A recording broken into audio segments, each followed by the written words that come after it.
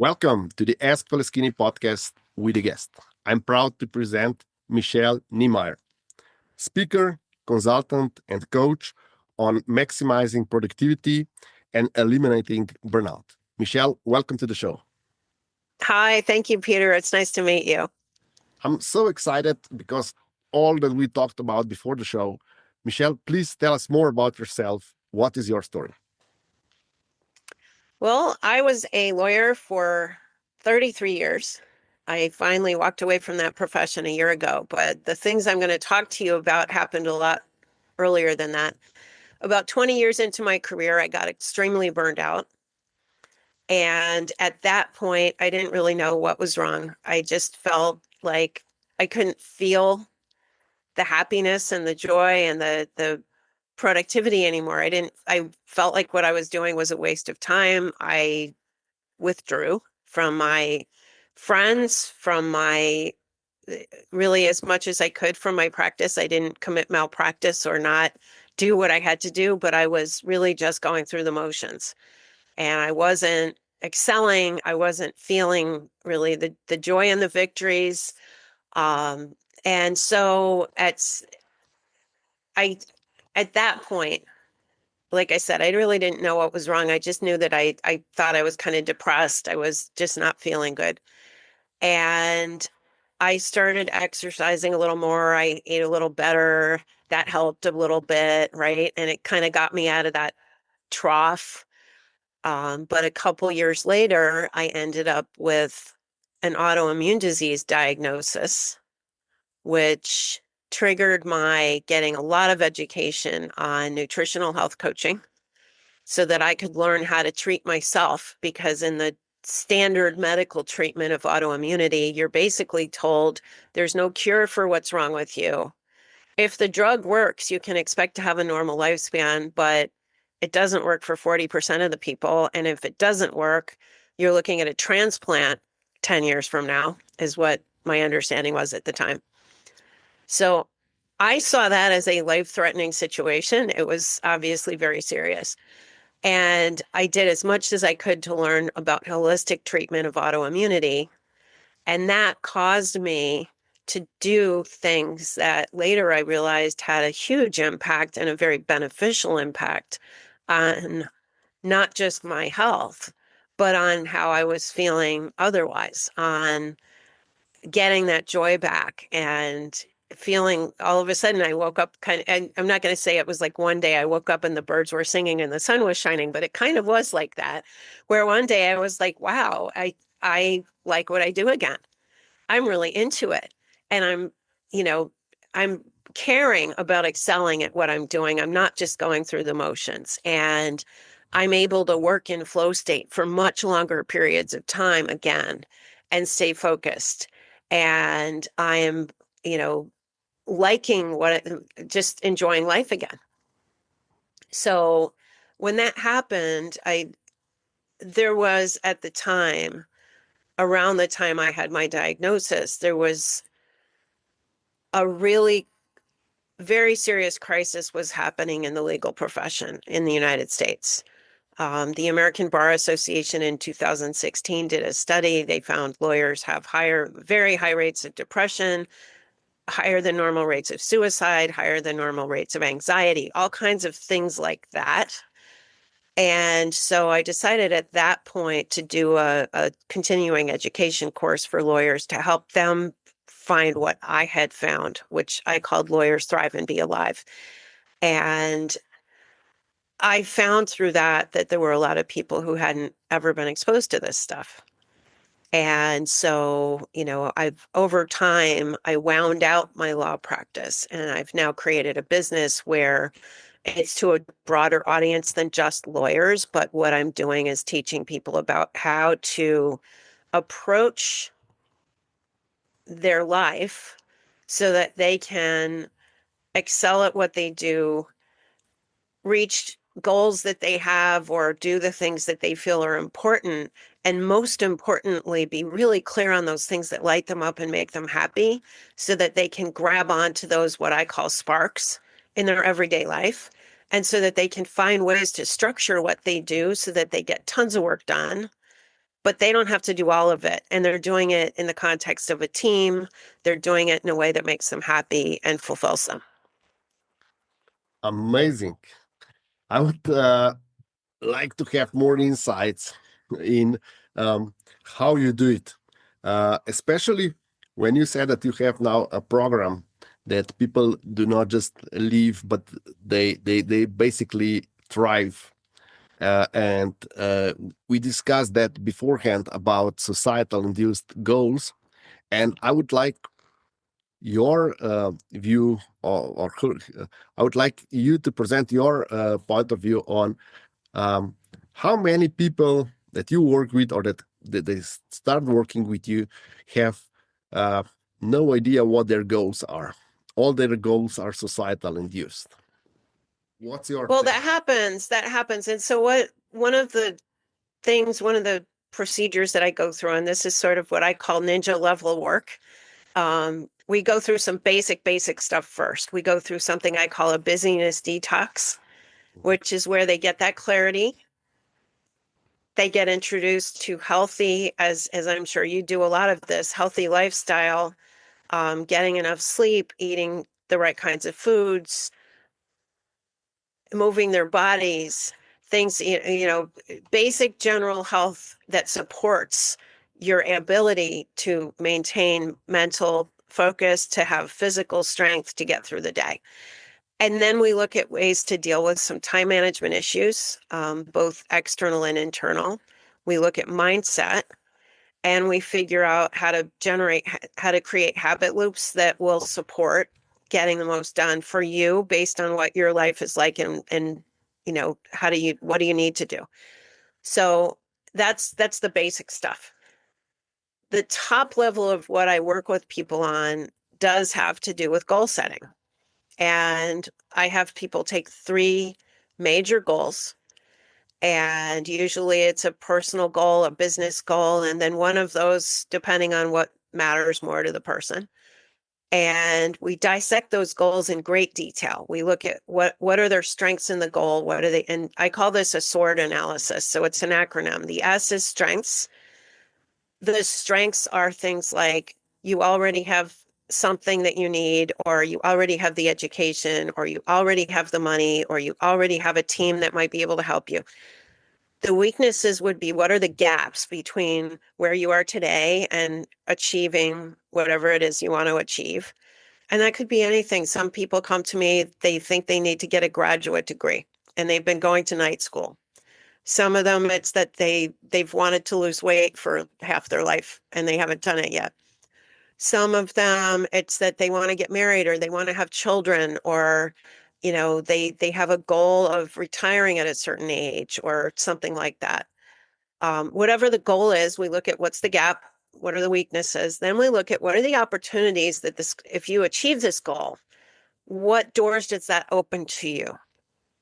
So whatever that might be, maybe you want to reach a higher level, a higher compensated level in your company, and that would make it possible to buy a bigger house or to send your children to a good college or to pay for certain things. Um, whatever that is for you. And it's very, very individualized for people.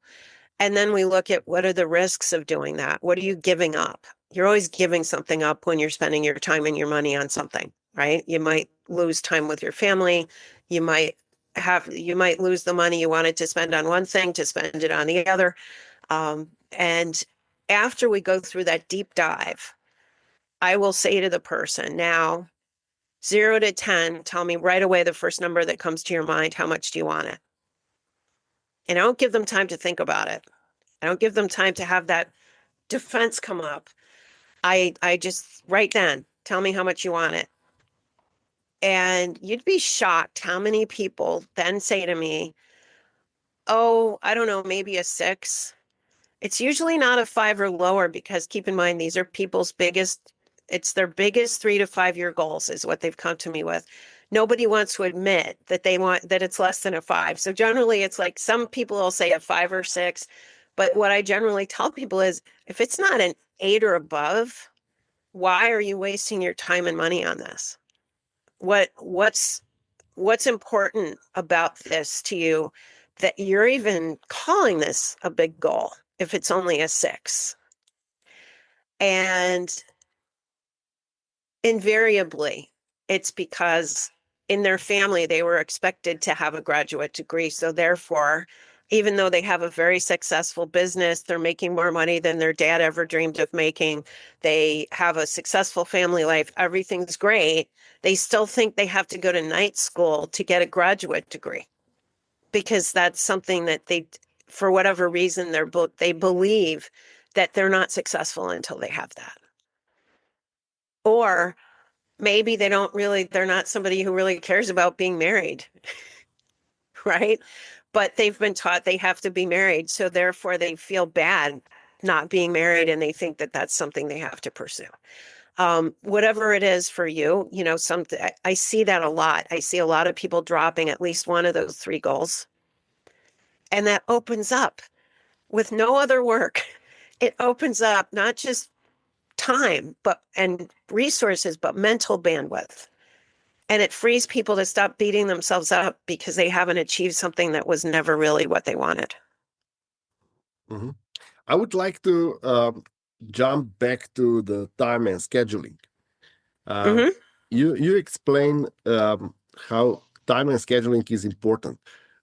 Most of the people that I meet are in complete delusion because they use so many apps and scheduling things. They believe that they're good at scheduling things. But is uh, if we say that it comes down to prioritizing, is that our simplification, or is that the core of why most people are not scheduling their time efficiently? I think some people spend so much time scheduling, they're not spending time doing, and they're not spending time thinking. And when I say scheduling, when I teach people about time management, I actually don't teach them anything about scheduling. Because in my opinion, it's important to have focus. It's important to know what you need to do, but it's also important to allow for natural interactions to happen. You and I spent quite a lot of time talking before we started this podcast session.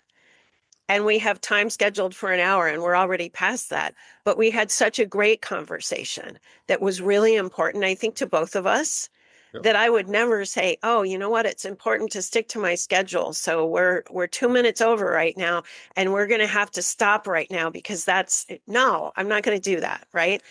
And I do see people that are so scheduled that they don't have time to literally even think about the next thing. They just are literally. I ran for a political office once in 2011, and I referred to my time in that era of my life, which I think directly contributed to my burnout phase. It had happened right beforehand. I referred to myself as being like a wind up toy, because basically I had people with me. I had time that I had to make calls. I had time that we had meetings with people. I had time that I went to events. Everything I did was scheduled. And I literally felt like I wasn't even, I was existing in the confines of my schedule, right? I was just going from one thing to another, to another, to another. And then I woke up and repeated and did the things the schedule said to do. And I completely lost touch with myself during that time frame. Mhm. I was so on all the time and I was so regimented in doing what I had to do that I didn't give myself any time to just relax or to think or to be creative or to be alone. And that's problematic. So, the one thing I will say about scheduling that can be helpful is to make an effort to, frankly, schedule little but important things, including the things you need to take care of yourself. Whether that's taking a walk, whether that's, I don't do anything on my schedule before 10 in the morning, pretty Mhm. much ever, because for me, my day is great if I can start my day in a relaxed way. I have a cup of coffee. I walk my dog along the water. I live in downtown Miami, Florida. I have beautiful parks and waterfront here. And I go for a walk and I relax and I get myself in a state that's really good to be able to do things I need to do in my day. But I try really not like, there are times where there's no way around it, but 99.9% of the time, I guard that pre 10 a.m. time with my life because for me, that's a really important moment of every day where I just get started in a good way. That got me thinking, how important is having the right vibe when working with your clients? Because for me, it's all about being in the right vibe. Also, for this podcast, if I wouldn't be feeling very well, that would make a miserable podcast for you and for the listeners. But Oh, for sure. if I'm And okay, then things just flow. And also the clients, they're happy because I'm happy. If I'm healthy, they see this vibe, and it's easier for them to be healthy. So one of the first things that I had to do when developing my wellness program is to get fit. yeah, You don't want and someone that is overweight explaining you what you need to eat, how you do it, and it was just all about me. I know that's um, s- often things become, or I think, am I too self-observed or, you know, narcissistic as they call it right now? But if I'm not in a good mood and everything flows for me, it's it's so much harder for others to do it. But if I'm in a flow, everyone flows with me. What's absolutely. your take on that? I agree with that. And I think we have, this is very woo-woo. Some of the more businessy types and intellectuals might not agree with this, but I am absolutely a believer in this. I really do believe we put out energy into the world and we attract and connect with energy, and we do have the ability to help people elevate where they are if we're at a higher level of energy and we feel good and we're happy. And I also think that we have the ability to consciously give ourselves that.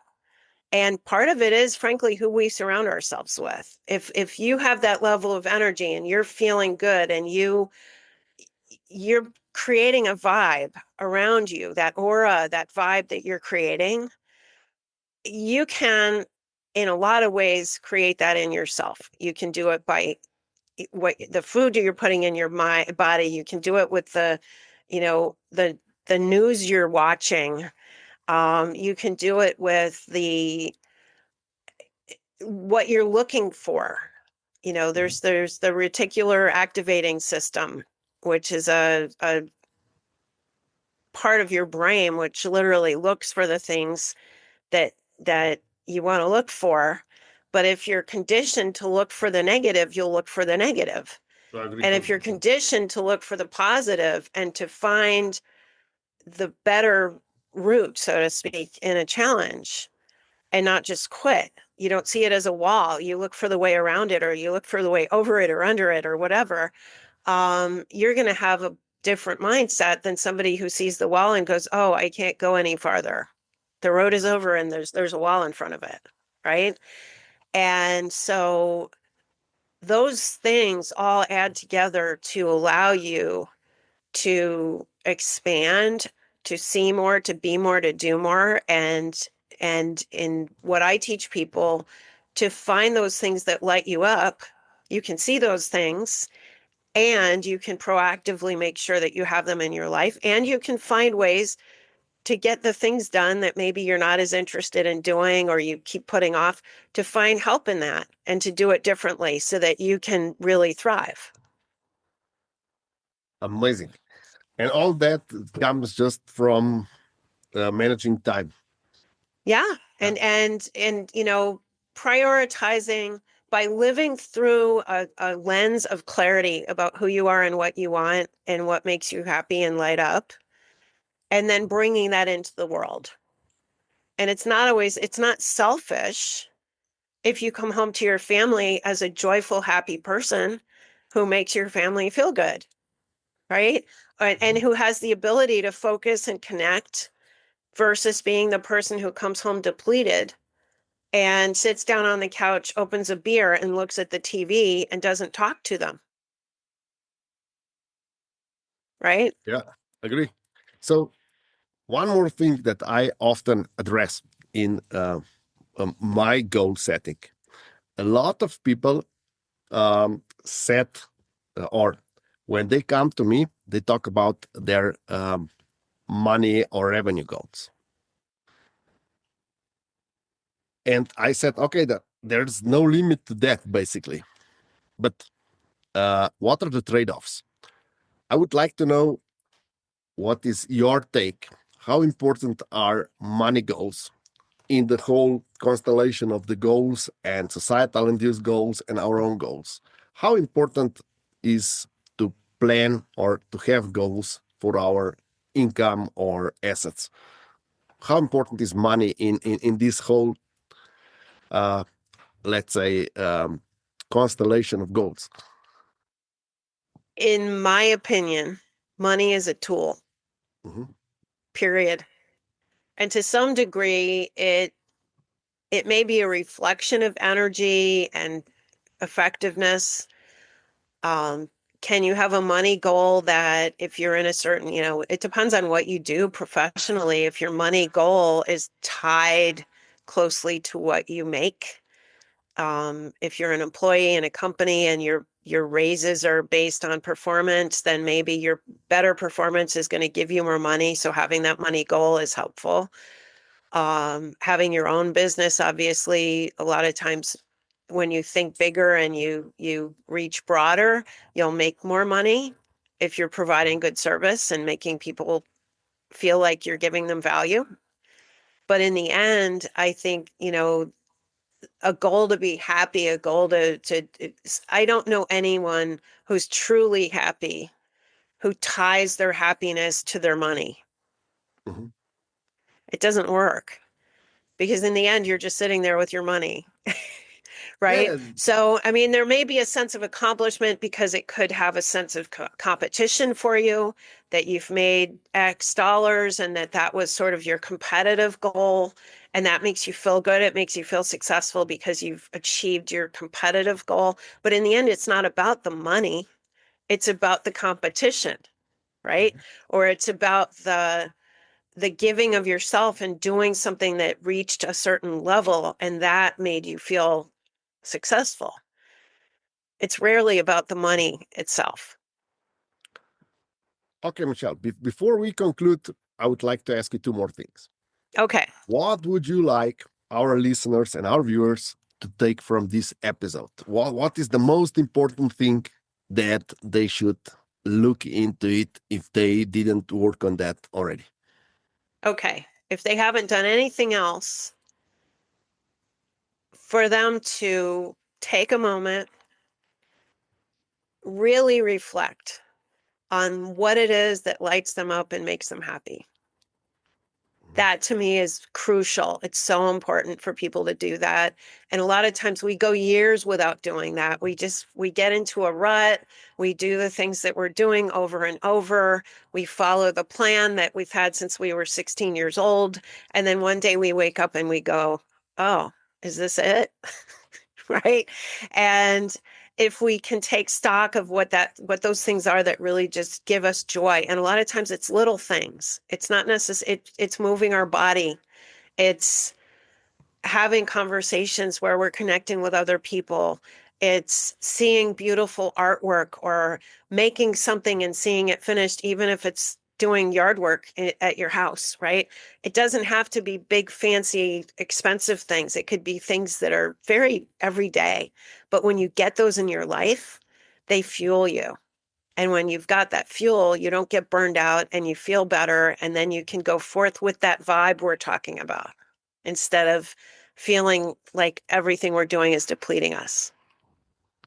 Thank you. Now, going towards the last question. Where can our listeners and viewers get in touch with you? Where can they see more about you and what you do? I would look for, since you're in Europe, and I don't know what percentage of your viewers are American, 98%. US American. Yeah, 98. I hate the word American. I can tell you my political leanings right there just by telling you that Americans calling themselves American is kind of crazy because we're like what, a third of quote unquote America.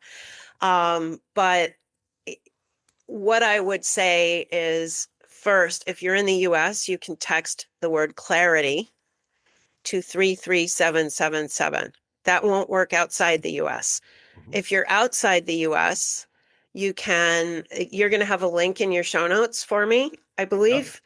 And that link is going to bring you to a community page. The community page will give you tools. And among those tools, there is a clarity exercise, which is a guided meditation and journaling prompts to help you with that clarity of finding those sparks. There's also a form to do the SWOT analysis on your goals. So if you get into that community, it's free. You can do those tools and get that clarity right away. Thank you very much. Thank you, Michelle. Thank you for all the insights, and thank you for being my guest tonight. Well, thank you, Peter. It's been a pleasure.